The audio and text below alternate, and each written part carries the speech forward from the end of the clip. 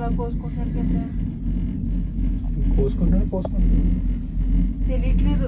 ఒకడే ఉన్నాడులే కోస్తానులే. నీకెందుకు ఆయన ఏం చేసుకుంటే మీకు సిగ్గులేదు? మరీ బాగుంది. టీ తోటలో చేస్తాను ఆయన ఇష్టం అయింది. అదే ఇక్కడ ఏమి చూడలే మరి చూడమా ఏంటి? ఆటం డార్జిలింగ్ టీ ఇదే.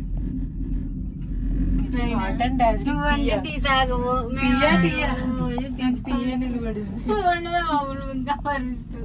సరిపోయిన